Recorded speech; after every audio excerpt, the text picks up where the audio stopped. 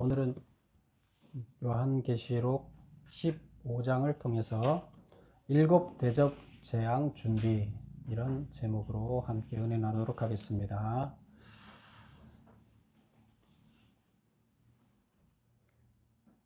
우리는 하나님 나라가 이 땅에 임한다 했을 때 하나님 나라가 임하는 것이 뭐라고 생각을 하죠?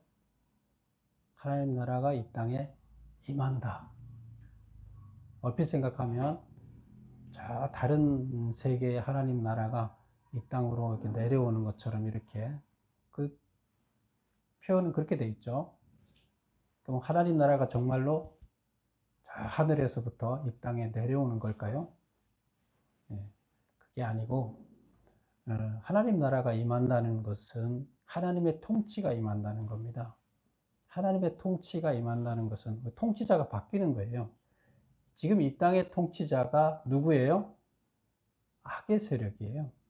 그래서 악의 세력이 이 땅을 통치하고 있어요. 하늘에서 쫓겨난 마귀, 사탄의 세력이 이 땅을 지배하고 있는데 그 지배권을 하나님이 회복한다는 거예요. 그러면 악이 사라지고 악이 소멸되는 거죠. 선만 남아있는 거예요. 그게 바로 하나님 나라가 회복되는 거예요. 하나님 나라가 완성되는 겁니다. 그래서 우리는 하나님 나라를 건설한다 했을 때 우리가 뭘 해야 되는 거예요? 하나님 나라 건설에 우리가 참여해야 되잖아요. 하나님의 아들들은 하나님 나라를 건설하는데 참여하기 위해서 하나님께서 하나님 아들들을 필요로 하세요. 상속자를 필요로 하세요. 그럼 우리가 하나님 나라를 완성한다, 하나님 나라를 완성하는데 참여한다 해서 뭘 참여해야 되는 거예요? 악을 밀어내는 작업에 참여를 해야 됩니다. 우리가. 그게 바로 우리의 삶 가운데서 이 땅의 악을 몰아내는 것이 하나님 나라를 건설에 우리가 참여하는 거예요. 그러면 이 땅이 지금 선으로 가고 있는지 악으로 가고 있는지 우리가 같이 판단을 해야 되겠죠. 지금 이 땅이 흘러가고 있는 건지 선인가 악인가를 우리가 판단을 해야 되고, 악이라 그러면 그 악을 그러면 내가 어떻게 무슨 도움을 줘서 내가 그 악을 밀어낼 것인가, 그게 내가 하나님의 아들로서 해야 될 일이에요. 하나님 나라 건설에 참여하는 거예요. 근데 만약에 그 악을 보고도 모른 채 하면 방관자가 되는 거죠. 하나님의 종이 아닌 거죠. 순교자들은 어떤 자들이에요? 그 악을 보고 어떤 자들이에요? 악을 밀어내기 위해서 목숨을 두려워하지 않는 자들이 순교자들이에요. 하나님께서는 바로 악을 밀어내기 위해서 목숨을 내놓는 자, 자기를 희생하는 자, 하나님 나라에 아주 모든 것을 걸고 하나님 나라 건설에 참여한 자들이죠. 목숨을 던져서 참여한 자니까 바로 그런 자들을 하나님께서는 찾으시는 거예요. 그래서 우리가 하나님 나라에 건설하는 자, 참여하는 자가 되어야 되겠습니다. 오늘 이제 15장에서 나오는 일곱 재앙의 마지막 그 재앙이 되겠는데요. 대접 재앙은 마지막 재앙이 되죠. 이 마지막 재앙에서는 결국 악을 완전히 제거하는 이런 작업이 되겠습니다. 그래서 그것을 준비하는 일곱 대접 재앙이 내려오게끔 준비하는 이야기가 오늘 이야기입니다. 자, 그러면 1절부터 우리가 살펴보도록 하겠습니다. 1절 보면 또 하늘에 크고 이상한 다른 이적을 보매, 이적을 또 이제 새로운 이적을 지금 하나님께서 보여준, 요한에게 보여준 영상을 보고 있는 거예요. 새로운 영상을 이제 보는데 그것 표현을 합니다.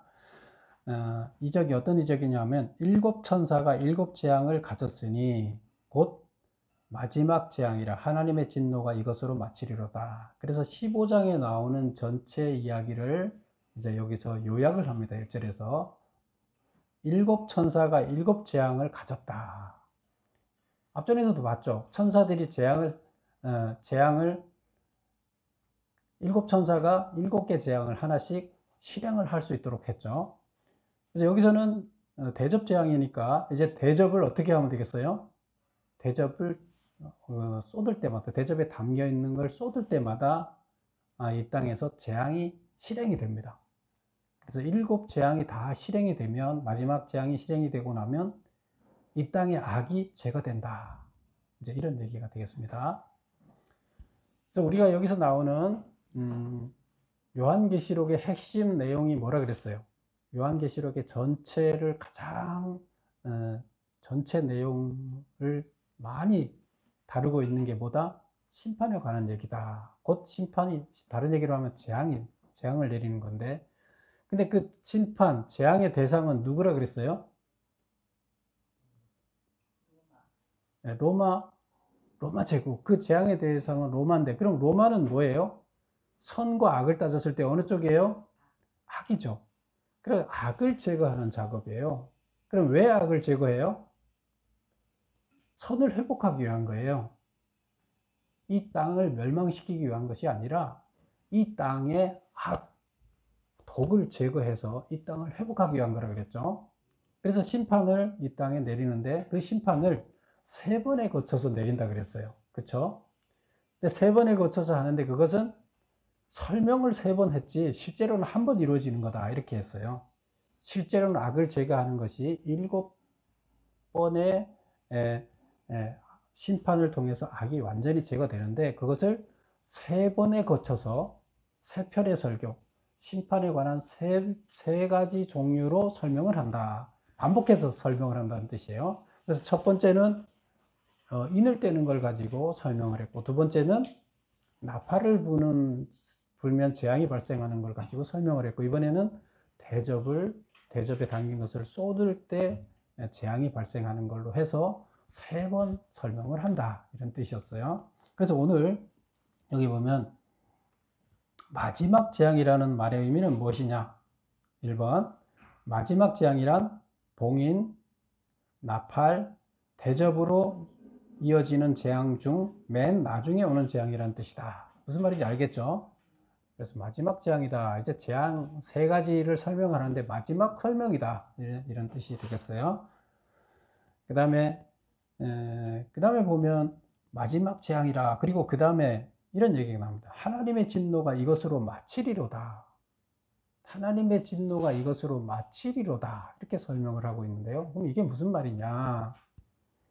하나님의 진노라는 것은 심판을 얘기해요. 그쵸? 하나님이 진노해서 심판을 한다. 악에 대해서 진노한다. 이런 뜻이고, 이것으로 마치리로다. 지금 이것이라는 건 뭘까요? 지금 여기에서 내려지는 3번째 마지막 재앙. 무슨 재앙이에요? 예, 대접재앙. 대접재앙으로 마치리로다. 심판이 마친다는 얘기는 심판이 완성된다 이런 뜻이 되겠어요. 그래서 완성되기 때문에 재앙, 독을 제거하는 작업이 심판이라 그랬죠. 그래서 독을 제거하는 작업이 마쳐진다. 마지막 심판이 끝났다는 것은 더 이상 심판이 없다는 것은 독이 다 제거됐다는 거예요. 그래서 하나님의 진노가 이것으로 마치리로다. 이 얘기는 하나님의 심판이 마지막에 나타날 7 천사의 7 대접 재앙으로 완성되어진다. 이런 뜻이라는 거예요. 자, 그 다음에 이제 서론을 1절을 이렇게 15장의 서론을 이야기하고 나서 7 대접 재앙을 준비하는 서론을 이렇게 지금 1절을 하고 그 다음 2절부터 4절까지 나오는 이야기가 무슨 이야기냐면 모세의 노래, 어린 양의 노래에 관한 이야기예요. 그래서 누군가 어떤 사람들이 모세의 노래, 어린 양의 노래를 부른다 하는 얘기가 지금 나오는 게 2절, 3절, 4절 이야기예요. 노래를 한다는 것은 찬양한다는 뜻이죠.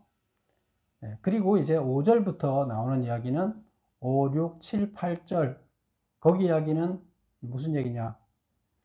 하나님의 성전이 열리고 거기에서 천사가 대접을 쏟기 위해서 천사가 나오고 그 천사들한테 7 천사가 나오는데 그 7 천사들한테 하나님 보좌 옆에 앉아 있는 그 생물, 4생물 중에 한 생물이 대접을 그 재앙이 담긴 대접을 나눠주는 거예요. 천사들한테. 그러면 준비가 끝나는 거예요. 재앙을 내릴 준비가 끝나는 거예요. 이 이야기가 오늘 전부 다예요. 자, 그러면 찬양하는 그 노래하는 거, 모세의 노래, 어린 양 노래하는 과정을 보겠습니다.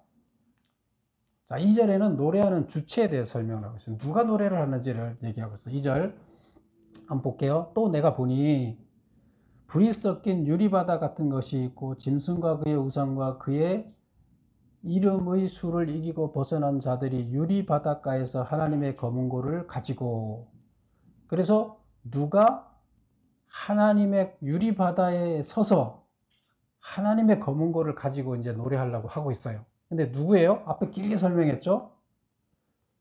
한마디로 얘기하면 뭘까요?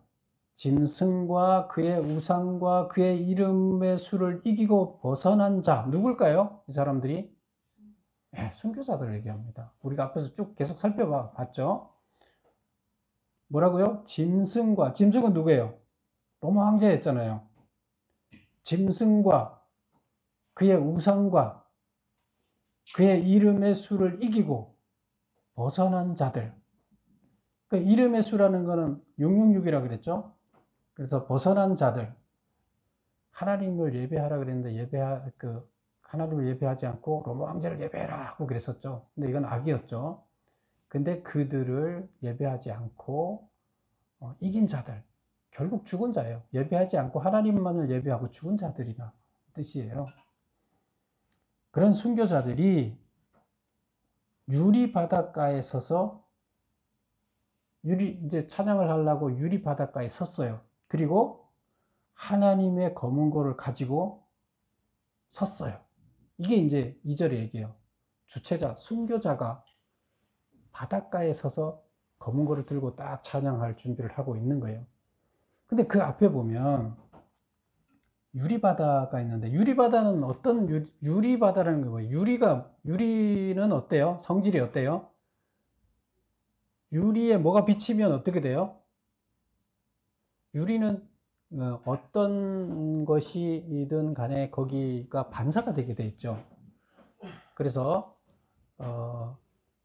우리가 유리에 비치면, 내가 빨간색을 갖고 있으면 빨간색이 거기 비춰지겠죠. 노란색을 입었으면 노란색이 비춰지는 거예요.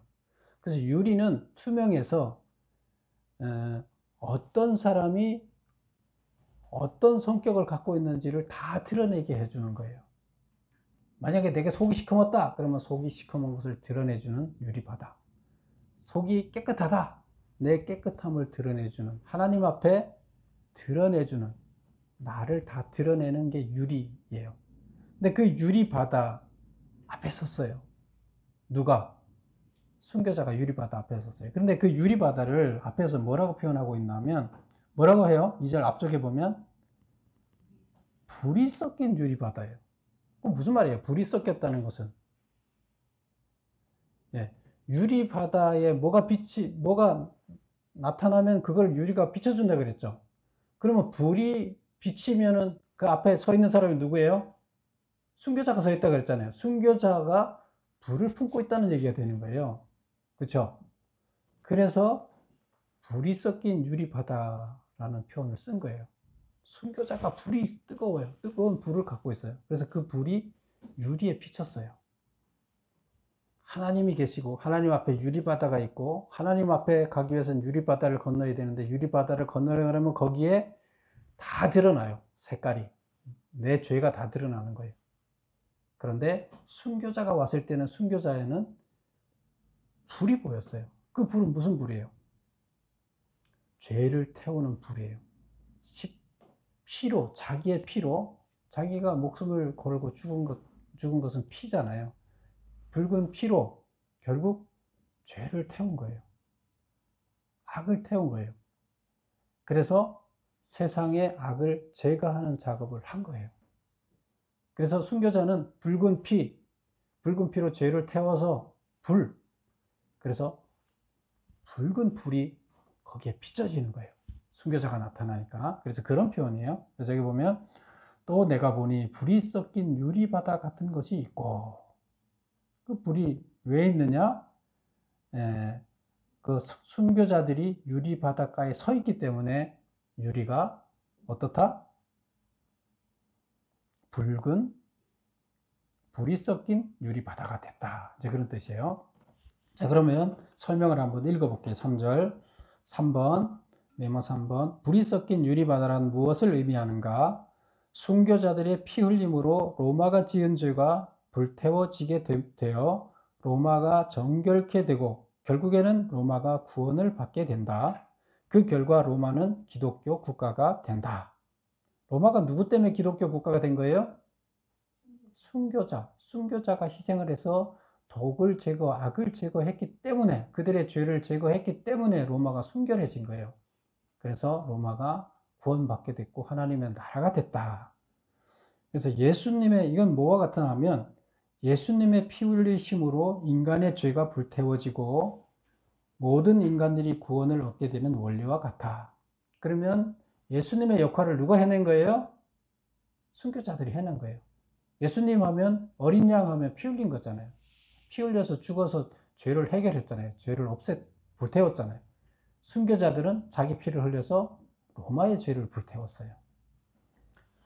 2번, 순교자들은 피의 색깔의 옷을 입고 죄를 불태우는 불의 색깔을 옷 입고 있는 자들이다. 그래서 피의 색깔을 옷 입고 있고 죄를 불태우는 불의 색깔의 옷을 입고 있는 자들이다. 그래서 유리바닷가의 불빛 유리바다로 변한 것은 순교자들의 옷이 유리바다에 비추어졌기 때문이다. 결국 불이 섞인 유리바다란 순교자들이 서 있는 유리바다라는 뜻이다. 불이 섞인 유리바다는 순교자들이 서 있는 유리바다다. 이런 뜻이라는 겁니다. 이해가 가시죠? 예. 얼핏 읽으면 무슨 말인지 모르기 때문에 조금 시간을 들여서 설명을 했습니다. 그래서 지금 찬양을 하는 주체자가 모세의 노래, 어린 양의 노래를 부르는 찬양의 주체자가 순교자다. 유리바다 앞에 서서 순교자가 불을 품은 유리바다, 피를 품은 순교자가 유리바다 앞에 서서 찬양을 하려고 한다. 거목을 들고 있다. 그리고 3절 보면 하나님의 종 모세의 노래, 어린 양의 노래를 불렀다. 그 부른 내용이 이제 그 다음에 3절에 쭉 3절, 4절에 나옵니다. 그러면 모세의 노래, 어린 양의 노래는 뭘 의미할까요? 여러분, 모세의 노래는 언제 불렀던 거예요? 1번 보겠습니다. 출애굽기 15장 1절, 18절에 등장하는 모세의 노래는 이스라엘이 홍해를 건넌 후에 어린 양 대신 예수 그리스도로 말미암아 구원받게 된 사실을 노래하고 있다. 홍해를 건널 때 그 이스라엘 백성들이 홍해를 건넜잖아요. 홍해를 건너고 났을 때 누가 물에 빠졌어요? 쫓아오던 애굽 군사들은 다 물에 수장되고 이스라엘 백성들은 안전하게 홍해를 건넜어요. 누구 때문에요? 누가 이렇게 해주신 거예요? 하나님이 이렇게 해주셨어요. 그런데 더 중요한 것은 뭐냐면 홍해를 건너기 전에 예수님의 피, 어린 양의 피가 있었어요. 여기서는 예수님이라고 하기보다 그냥 어린 양이라고 해요. 어린 양이 유월절 10번째 재앙이 애굽에서 나올 때 애굽에서 안 내보내줬잖아요. 그래서 재앙을 내렸잖아요. 첫 번째 재앙을 내려서 보내줘 그래도 안 보내주고 9째 재앙까지 내렸는데 애굽의 바로가 안 보내줬어요. 근데 10번째 재앙을 내리니까 보내줬어요. 근데 10번째 재앙은 무슨 재앙이었어요? 그래서 모든 가정에 장자가 다 죽는 거예요. 그럼 이스라엘 백성의 장자도 죽어야 되잖아요. 장자를 왜 죽여요? 장자는 원래 내 거다. 만물은 내 거다. 만물이 내 거니까 나한테 속해야 되는데 나한테 안 속하면 죽는다는 거예요. 그래서 장자를 다 죽이는 이런 벌이 내려지는 거예요. 장자를 죽인다는 것은 다 죽인다는 뜻이에요. 다 죽인다는 의미가 들어있는 거예요. 죄 때문에 다 죽어야 된다. 근데 장자가 대신 죽음으로 인해서 나머지 사람들은 죽은 걸로 쳐준다, 인정해준다 이런 뜻인데, 이스라엘 백성들은 장자가 죽잖아요. 장자가 죽는 그것을 어린 양을 잡아서 죽임으로 인해서 어린 양이 대신 죄를 지고 죽음으로 인해서 장자가 안 죽었어요. 이스라엘 백성은 다 아무도 안 죽었어요. 어린 양을 잡아서 먹고 그 피를 문설주에 바르고, 그래서 패스오브 넘어갔다, 죽음이 넘어갔다, 6월 패스오브 이런 뜻이잖아요. 그래서 사망이 넘어가고 다 살았어요. 그러면 살았던 이유는 첫째로 어린 양 때문에 살은 거예요. 그 어린 양이 6월절에 어린 양이 누구예요? 신약에 와서 예수님이에요. 그래서 예수님이 6월절 행사장에서 자기가 제물이 됐잖아요. 그래서 양을 잡는 대신 자기가 제물이 돼서 죽었어요. 그래서 여기서 어린 양이라는 것은 그때 출애굽할 때 그 어린 양, 신약에 와서는 그 어린 양이 예수님이 어린 양이 된 거예요. 그러면 모세가 노래한 것은 어린 양 때문에 살았고, 또 하나님이 어린 양을 통해서 우리를 살려준 것에 대해서 찬양을 하는 것인데, 그러면 어린 양을 찬양하는 것과 모세의 노래는 틀린 걸까요? 같은 걸까요? 모세의 노래의 내용이 어린 양을 찬양하는 거예요.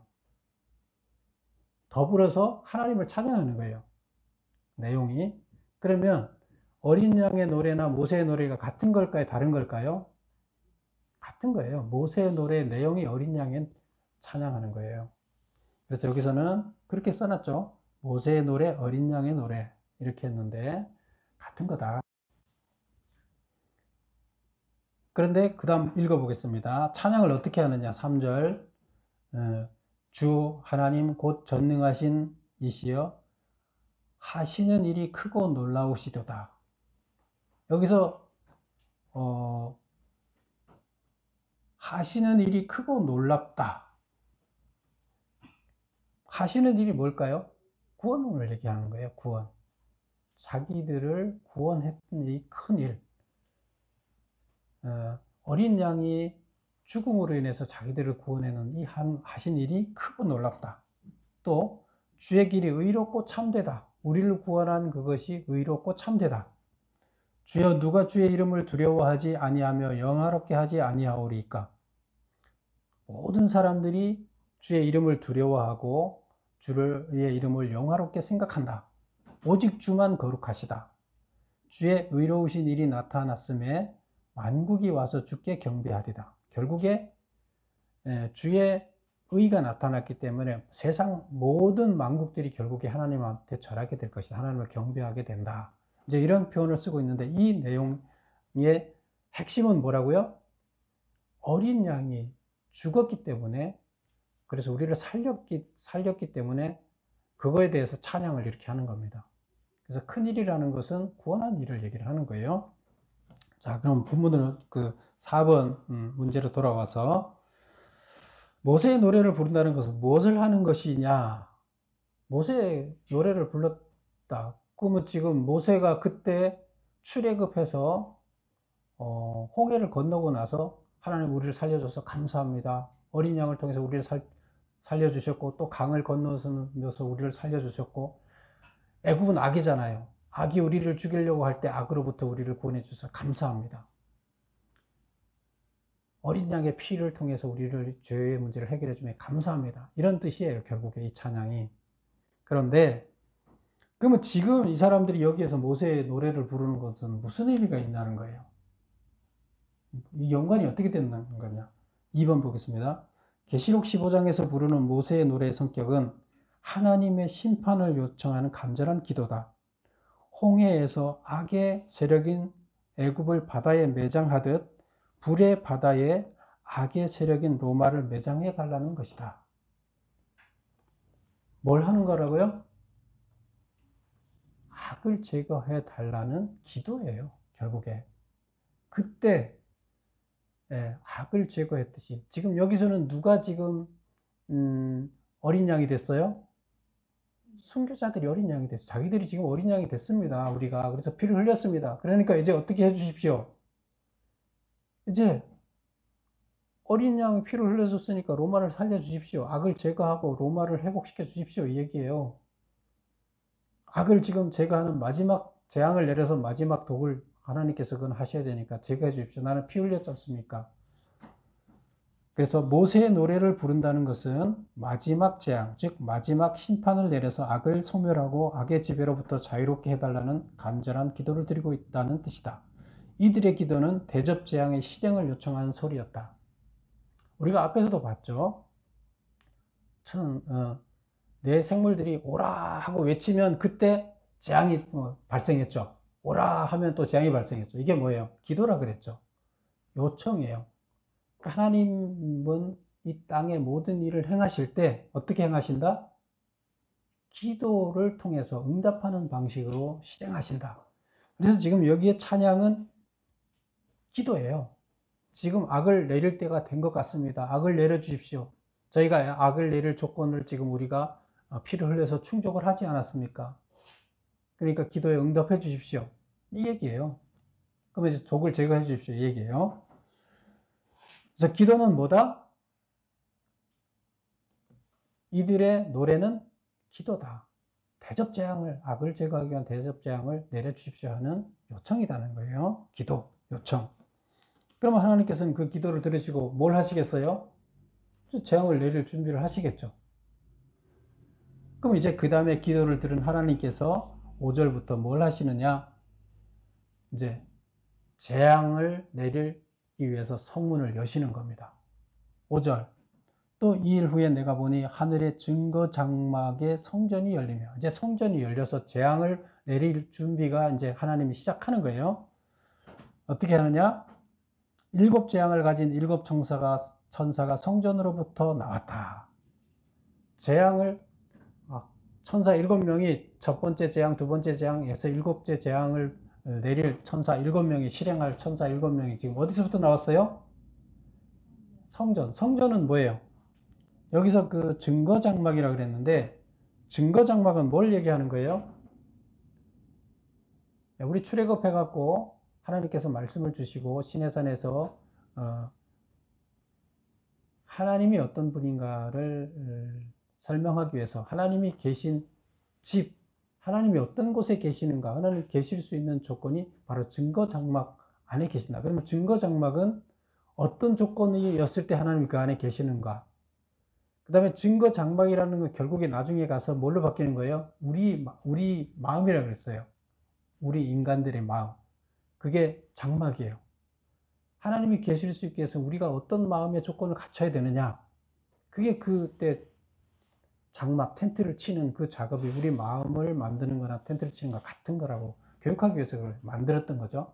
하나님의 집이에요. 그러면 결국 하나님이 거기 사신다는 거잖아요. 증거 장막을 열었다는 것은 하나님께서 거기서 이제 나오시기 위해서 열었다는 거잖아요. 실행하기 위해서 나오신다는 뜻이에요. 그래서 5번 보겠습니다. 증거 장막이 열렸다는 것은 무슨 뜻인가? 천사들이 금대접을 받았을 때 연기가 임하였다는 것은 무슨 뜻인가? 1번, 증거 장막은 하나님의 언약궤가 있는 곳이다. 증거 장막이 열린다는 것은 하나님과 맺은 언약이 실현된다는 것, 즉 하나님 나라가 완성된다는 뜻이다. 증거 장막 안에 언약궤가 있었죠. 언약궤는 하나님의 율법이었죠. 그것은 곧 하나님과 동등시 되는 거예요. 그러면 증거장막 안에 하나님이 계셨는데 증거장막이 열리고 하나님이 나오신다는 거예요. 하나님이 나오신다는 건 나오면 하나님 나라가 완성된다는 뜻이 되는 거예요. 그래서 율법이 이 땅에 실현된다. 하나님 나라가 완성된다. 이런 뜻이고 그 얘기는 결국 악이 제거된다.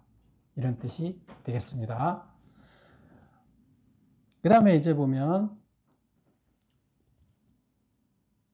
6절을 보면 7 재앙을 가진 7 천사가 성전으로부터 나왔는데 맑고 빛난 세마포 옷을 입고 가슴에 금띠를 꼈다. 그 천사들이 어떻게 복장이 어때요? 세마포 옷을 입었어요. 세마포는 어떤 거예요? 삼배옷 같은 거죠. 삼배옷을 깨끗한 삼배옷을 입고 가슴에 띠를 띄었다. 이것은 제사장들이 하는 복장이에요. 그래서 제사장들은 뭐 하는 사람들이에요? 제사장들은 세상의 악을 밀어내도록, 성도들이 악을 밀어내는 작업을 하도록 교육시키는 사람이에요. 그러면 제사장이 등장해서 다는 것은 세상의 악을 밀어내는 일이 시작되었다는 거예요.